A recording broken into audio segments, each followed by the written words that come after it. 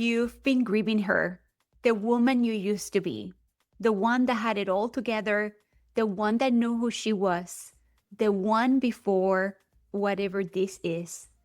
And somewhere in the back of your mind, you've been waiting for her to come back. Today, I need to tell you something that might be hard to hear at first. And then, if you let it land, it's going to feel like the most freeing thing that you've seen in years. My friend, she is not coming back. And that's exactly my point.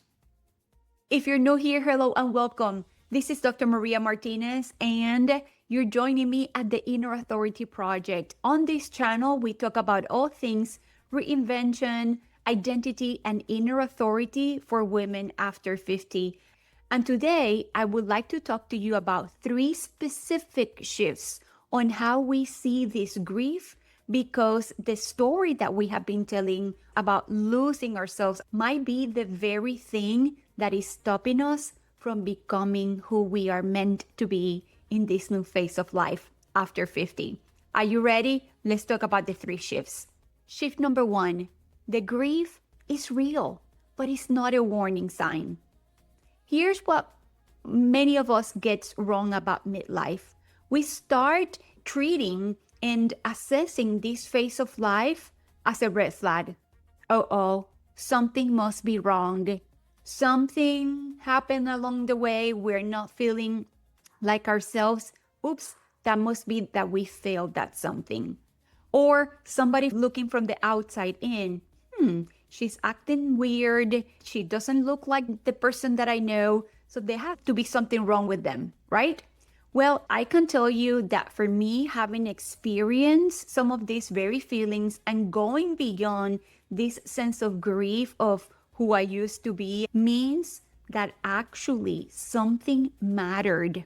The fact that we care about that phase of life or who we used to be means that we made an impact that truly meant something for us. So that mourning is real. That mourning is normal. The idea here is to understand that it's no failure. It has nothing to do with failure. It's actually death.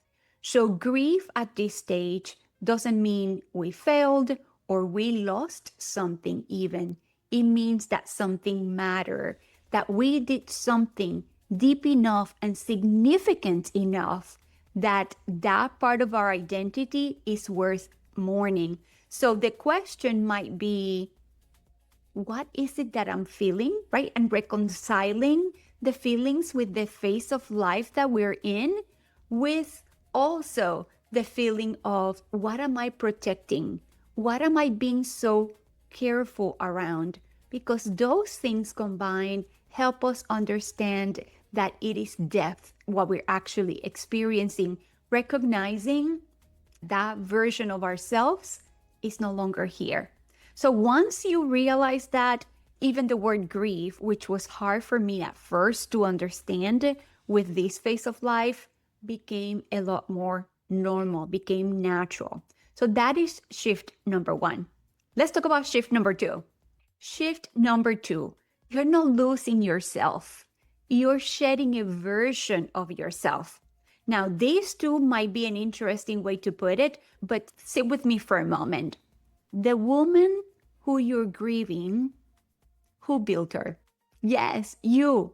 You built that woman out of expectations, out of circumstances, and who you needed to be for everybody else, or maybe depending on the circumstances that you found yourself in. That is not the whole you. That was a version of you, that's shaped by that time in your life, the circumstances in your life.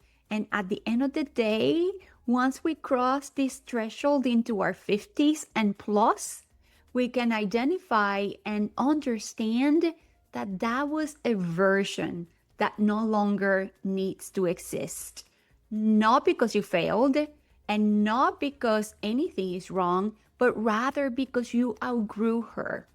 The needs, the expectations, the responsibilities of 10, 20, 30 years ago are no longer here.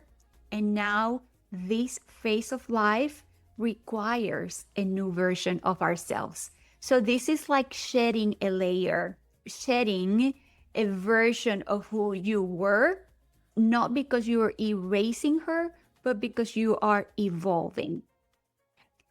Most of the women that I have seen create and navigate successful identities after 50s are not the women who are trying to hold on desperately to that version of themselves, but rather they're looking into a new version of themselves that incorporates everything that they have done and embrace the next chapter knowing who they truly are.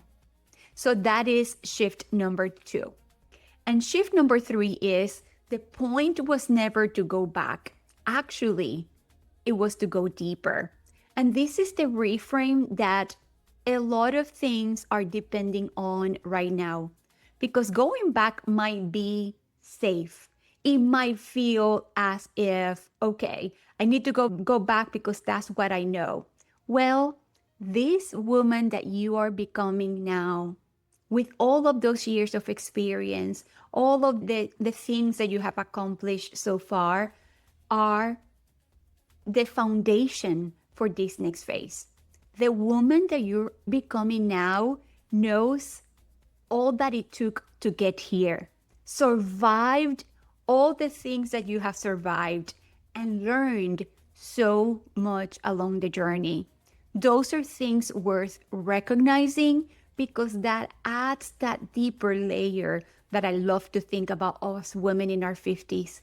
The wisdom, the clarity, the sense of confidence that comes from knowing all the things that we have gone through and that brought us here.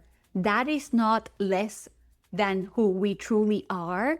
That is actually part of the layers that shaped who we are today. So the next time that you feel that little ache, as in, oh, I miss her, I wish she was back, I want you to shift that mindset and to remind yourself that you are here for a reason. You've learned along the way. Experiences have shaped who you are. You have survived so many things in your life, and that is exactly what brings you here.